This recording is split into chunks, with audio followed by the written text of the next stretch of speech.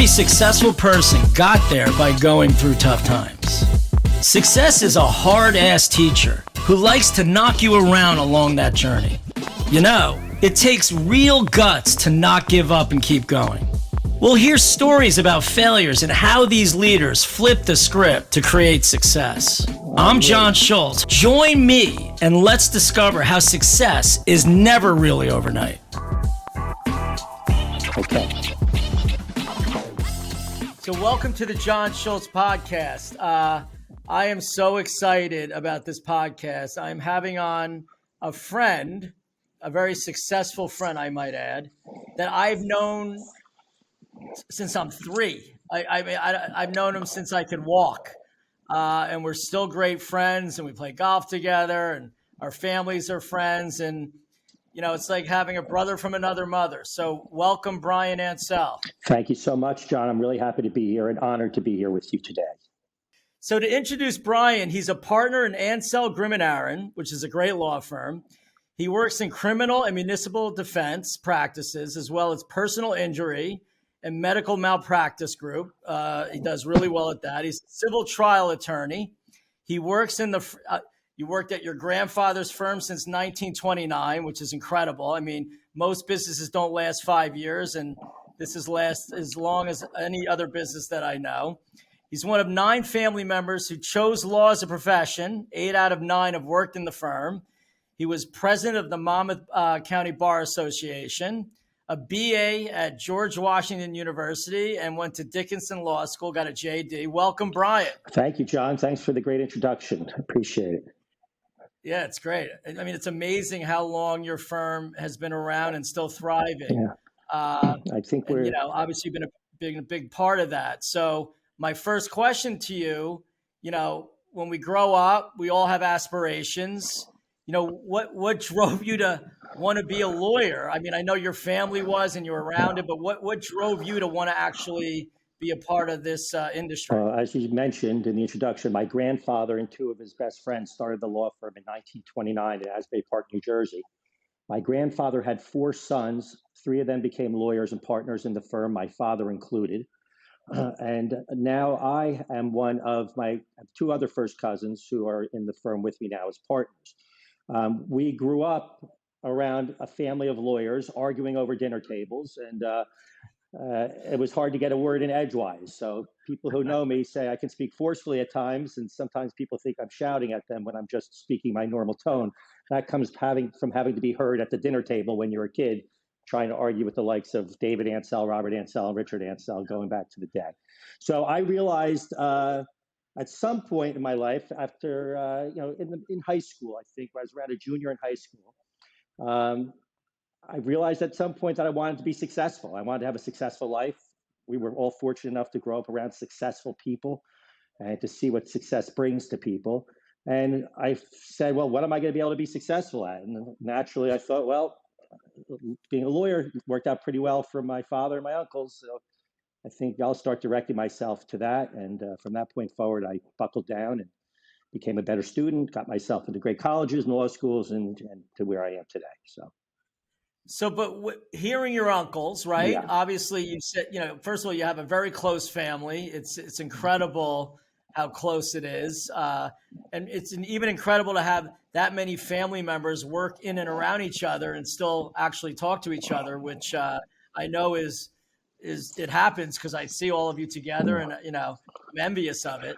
But hearing what your uncles had to say, I mean, you know, being a lawyer, obviously I get it. You heard about it. But what drove you as a person to want to get involved in that? Because in law, you're always trying to argue problems, solve problems. You know, it can be a chaotic feeling. What drove you to want to have that feeling? Beyond the notion of wanting to have a successful life, you know, the idea of helping people. I was able to see my family who did, you know, there's so many different fields of law. Unfortunately, my father was a very prominent criminal defense lawyer. My uncle Richard was a very prominent personal injury civil lawyer. My uncle David was a very prominent family lawyer. So we got to see them actually helping people in all different areas and walks of life.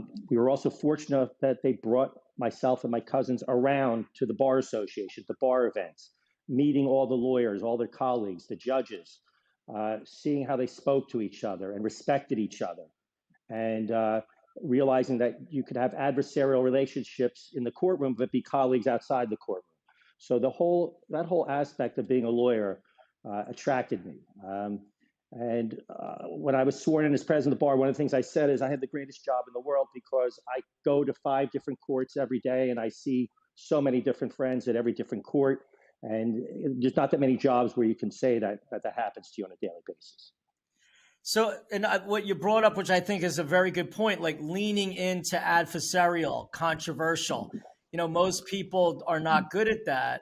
I know being a lawyer, you sort of have to, but how does that apply to your personal life, right? I mean, because, is it a different feeling? Do you have to act differently, be differently, or how's it flow for you? I think you learn skills as an attorney that translate very well to ordinary life, as we all do in our fields, including your fields. One of the biggest things of life is negotiation in general. We're constantly negotiating with people. We're negotiating in our business. We're negotiating with our spouses. We're negotiating with our children. We're negotiating with our friends sometimes.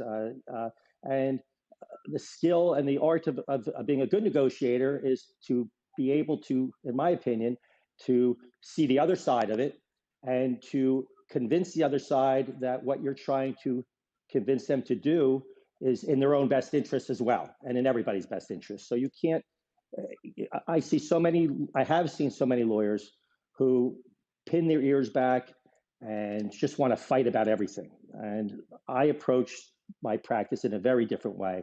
And I think the best lawyers do, that you work together to resolve the dispute, okay, and to resolve the case as best as that can be done. And to be collegial, to be respectful, to be professional, to grant courtesies when you can, I think is a very important part of the way I approach, but not only the practice law as well as my life, and to be generous and to be a generous person when you can be. And how has that helped you in your personal life? Like, how is that model of, dealing with people where you're always trying to convince someone, right, of your point of view? How does that help you or sometimes maybe even hurt you in your personal life? And what did you have to learn to work through both sides, right? Yeah, I think it's certainly a double-edged sword. Like I said, it teaches you the skills of being able to see the big picture, see both sides, and try to find the common ground. But there are times where you can find yourself, and I found myself, digging into a position because I've learned how to argue things and to argue a position. And sometimes, and I think with maturity, you learn to pull back from that more as you grow older.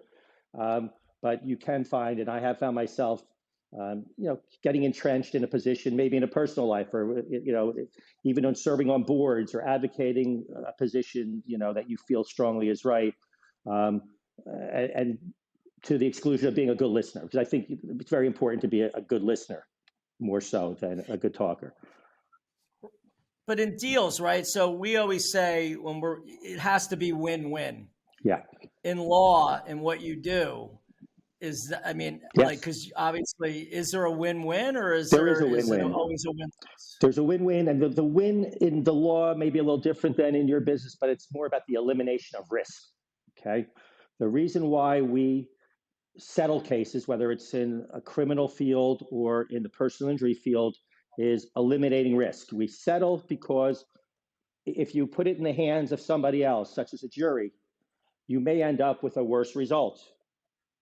And so resolving disputes eliminates risk and also eliminates ultimate expense, which comes into the equation of getting to the finish line in a dispute. So I see it a little bit different that way. Even with a criminal case, you put your hands in a jury, you can end up going to jail for 10 more years than the plea agreement that was worked out with the prosecutor at this point in time. So having a certain result, eliminating risk, I think is very important in terms of looking at that as a win-win, as opposed to maybe in your field when you do business, it has to be a win-win from a financial perspective. Right. But it's maybe a little different when you're looking at, the law, when you're mainly resolving disputes amongst people. So what energized you, or what was your thought process on picking this form of law, right? Because everything Yeah. is the law, right? We're following laws for everything that we do. Instead of being a transactional Right. attorney, what got you focused on being, whether it's the criminal or the personal injury, what made you do Well, that? I'll start with the great line my father had. My father was a very smart man. He went to Yale Law School, and he had to pick a major in law school at Yale. We did not have to do that at Dickinson. He majored in trusts and estate planning. Okay. When he started practicing law, my grandfather's partner, Max Barr, told him to go down to his first day as a lawyer and get this client of his out of jail. All right. My father had no idea would ever be a criminal or want to be a criminal lawyer, but he actually became probably the best and most well-known prominent criminal lawyer of his time in the state of New Jersey. He said, and his line was, well, that just shows you how well I knew myself in law school, that I majored in a trust and estates. And he became such a great trial lawyer. There are so many different fields of law. You can be a transactional attorney, or you could be on your feet in front of juries and judges. I always emulated my father, my uncle Richard. I always felt like I wanted to be a trial lawyer. I wanted to be in court on my feet. And but I was very shy when I was younger. I was very hard. The hardest thing to do was to be able to get in front of a room of people and command a room and be able to not have stage fright, so to speak. And so I forced myself through law school to do like all the moot court boards and the trial teams and everything I had to do to get myself on my. I even started doing that in college, like taking persuasion classes and debate classes and things like that. So that was something that personally I felt I had to overcome. And even to this day, even before a jury trial, I still get butterflies, before the trial starts. Once I get rolling, I feel good about it. But always being in the courtroom interested me. I thought I was going to end up being more of a criminal lawyer in terms of 100% of my practice. And now over time, it's developed to probably about 70% of what I do is more civil litigation, estate-related litigation, and maybe about 30% of what I'm doing now is criminal and traffic court, municipal court. So I think over time it evolves. But I always knew I wanted to be in a courtroom. I always knew I wanted to go be in court and see people. And when I chose a clerkship, I was fortunate enough to be hired by Judge Lawrence Lawson, who was presiding criminal judge at the time in Monmouth County. And that got me, a year between law school and starting practice to see what was going on in the courthouse and meet all the people, the judges, and get a really great education in what it means to be in court and be a trial lawyer. So I think that's what attracted me the most about it was just, being a litigator more than anything. So you leaned in. What I find interesting, because I only know you as an outgoing, vibrant, articulate person, but you didn't feel that about yourself. And you had to push through and lean into something that actually felt uncomfortable because that was what your passion was and what you wanted to end up doing. So I find that terrific. You've seen me. I mean, I've gotten to the point in my personal life where I can walk into just about any room and meet every single person, and tell them if I'm there for them, if they ever need any help, and give them a business card, whatever. I've gotten to that point in life to be able to command, feel like I could command a room, and I don't get those butterflies in that context. But once in a while, when I'm starting a jury trial, I still get a little bit of those butterflies because you're talking. Well, I know famous sports figures that they get nervous before every game, right? Still, and you would think they wouldn't. So, all right, you got into law. You did all the things that you pushed through these boundaries, right? That you were afraid of, and you did it. So here you are. You're going to try your first case. We don't win every case, right? You don't win every case. How do you get? And there's so much at stake when it comes to what you do, because it's people's lives in a much different way, right? Yes.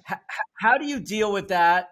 And how did you get through your first couple cases? I don't know if you won or lost, but that's got to be difficult. The cases we end up trying are usually the most difficult ones, because if they weren't, they would most likely settle, because 95% of cases, both criminal and civil, will settle at some point in time. The system is designed because of the resources available, the amount of judges available, the amount of cases are being filed. The system is designed to try to really help facilitate settlements of cases, but those you end up trying usually are very, the difficult ones. The key, and this goes back to day one, and I learned these lessons from my mentors, my Uncle Richard especially. My father had retired before I started practicing law in the firm. But the key to everything is being a successful lawyer, and I think being a successful person is to be prepared and to be organized. And that starts the day the client walks in your office. The day the client walks in my office and I open a file, I'm thinking about what this is, how am I going to present this to a jury one day? And for the next 2, 3 years, when my file is developing, I'm building my file, targeting, you know, being ready to go to court and try that case. I'll never forget, my first jury trial was in Ocean County. I had a gentleman as an adversary. And one of the witnesses in the case happened to be the managing partner in my firm at the time. I'll leave the name out. I won't mention the name.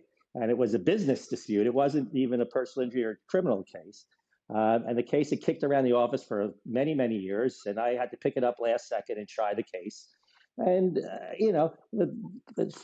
I think we were the defendant. I think the plaintiff, just for sake of argument, they were seeking $1,000 of damages. I think I whittled it down to about $350 by the time the jury was over. The case was over. I considered that a win at the time. So that was my first trial. And over the years, I've had all kinds of cases. And to the point where I became a certified civil trial attorney. And I've had complicated medical malpractice cases. And some of them, when you lose and you have 4 or 5 years of work in and you have money invested and the amount of time you have invested, I mean, it's very hard. There's a lot of peaks and valleys in my profession. The peaks are when you get windfalls, but there's cases where you invest a lot of time, energy, blood, sweat, and tears in, and you can come out with nothing on the other side. That's part of the nature of being a personal injury lawyer. So what do you think sets apart successful professionals in your industry that actually can achieve the goals of what they're setting out for? Like what kind of mindset do you have to have? I know preparation, that's more of a thing that you do, but what kind of mindset do you have to be in your business and get through all these peaks and valleys for so many years? I mean, and just to have a firm that's been around since 1929, I'm sure it all didn't go well all the time, right? So how do you get through that? Well, personally, I'll answer the first part of the question first. Personally, my opinion on how to be a successful person in life is to learn from your ancestors, to honor your parents, honor the values they taught you to start with. Translate that into your interactions with other people in everyday life. Be organized, be prepared, and I believe to be on top of your game at all times. In my world, I am always working. I am working whether I'm in my office. I am working whether I am out to dinner with friends, meeting potential new clients. I am working when I'm lying in bed at night trying to go to sleep, thinking about my cases. I am always working in my brain. And I think most highly successful people always are working. Even if I'm on vacation, I'm working, thinking about things. And, I try to do 3 basic things every day in my practice to make sure I get them done. Number 1 is to return every phone call I receive that day. Number 2 is to answer every piece of mail or correspondence or electronic mail I receive every day now. And 3 is to make sure I sign off on every piece of paper my assistants have prepared for me that day.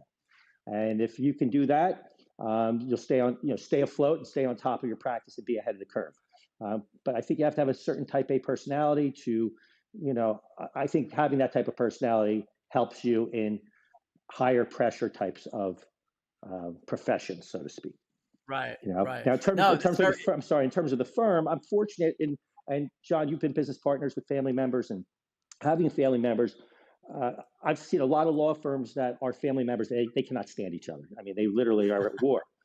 I'm very lucky and blessed that my family loves each other. We are great partners, and we are like the heart of our law firm. We've grown and merged over the years and been fortunate to have many great law partners over the years.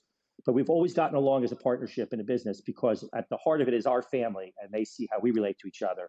And that translates to the rest of the firm. We also have a balanced business in the sense of, if something's up, something may be down. If real estate's down, maybe bankruptcies are up, or, so we tend to support ourselves through the valleys and hopefully get to the peaks, so to speak. So what has been your biggest, because you've been doing it for a long time right now, what was your biggest setback? And was there ever a time where law wasn't for you? And how do you get through that mindset? And you could start with the setback. My biggest setback in my life or professionally? Professionally. Well, I don't really think I've had any major setbacks professionally. I think I've continually, grown a great law practice over the years. Um, COVID was a setback for everybody. Yeah. Trying to learn how to continue to function and support, really more concerned for the people who work for you and with you. How are we going to get our staff through this? How are we going to keep our business functioning? How are we going to take care of the people that we need to take care of every day? And we learned, and I personally learned with having my assistants working remotely, and I was the one going to the office with the mask and gloves on, putting the letters together and doing all that. After that, I've been fortunate that I've had my main assistant. She's been with me for my entire career. She's been with me 33 years now. She's the longest female relationship I've ever had in my life. I think, other than my mother, who passed away, and I think I was 34. She moved to Florida after the pandemic. But I've kept her on, and she's still working with me because I learned through the pandemic that we can work somewhat effectively remotely, and it's more of an asset having her remotely than not having her at all at this point. So, but that was a bit of a setback, you know. Was there any case? I know you don't talk about cases, and you Right. shouldn't, but was there any case that threw you for such a loop that you woke up the next morning saying, "Why am I doing this?" Like, Well, was there anything that diverted you from this journey that you're on right now? I've had cases that I've invested when I was a younger lawyer. Particularly, I had my first murder case.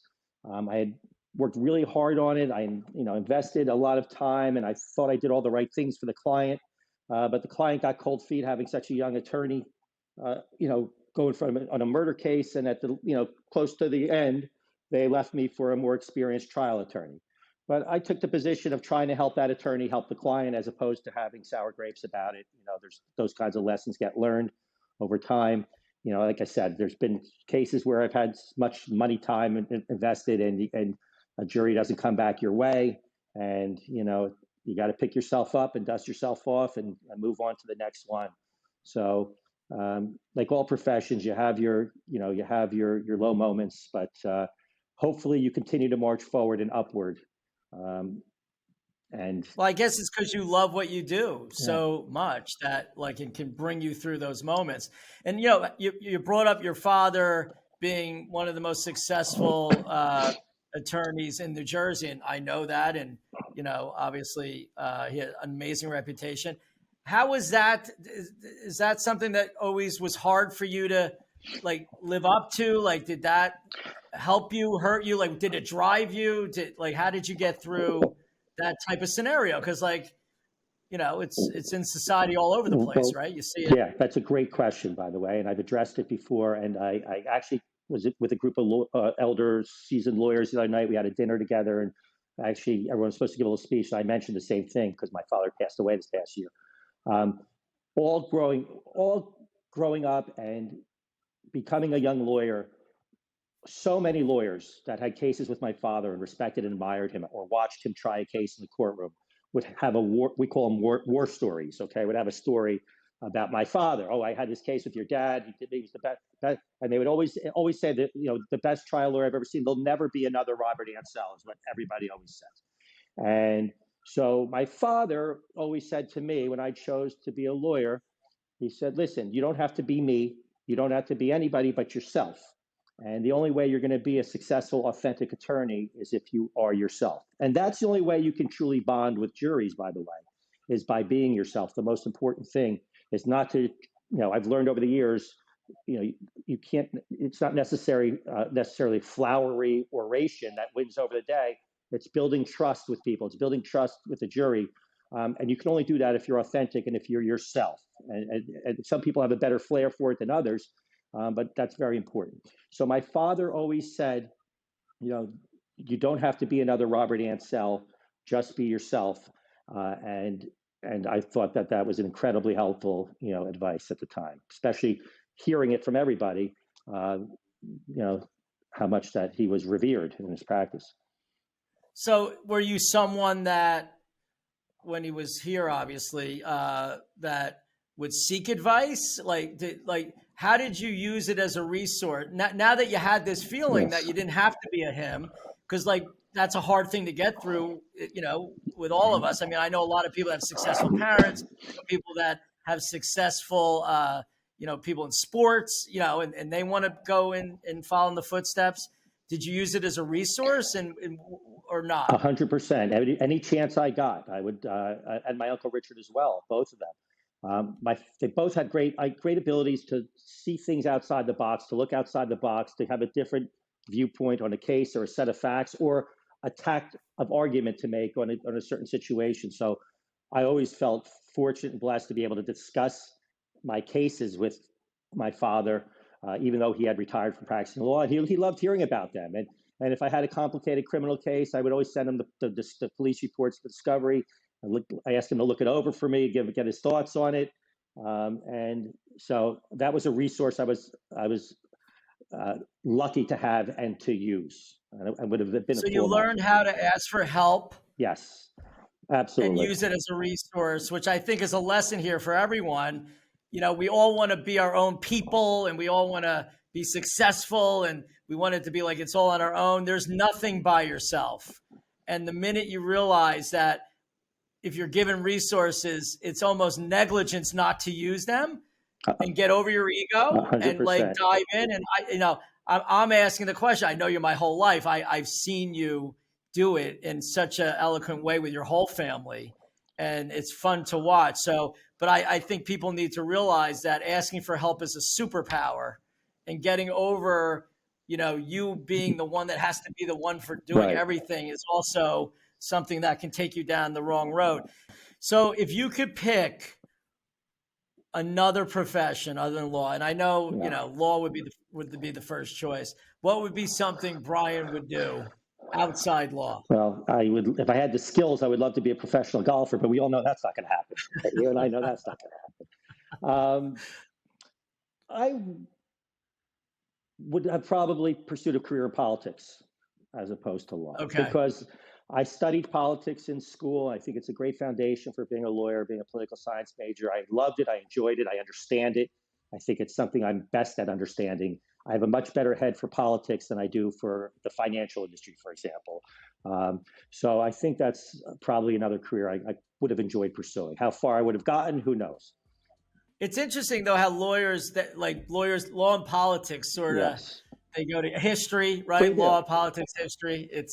always been most presidents of the United States have been lawyers, and most lawyers are political science majors. I would say the majority are political science majors. Oh, that's great. Well, Brian, first of all, I want to thank you for coming on. You're a great person. You're someone to learn from.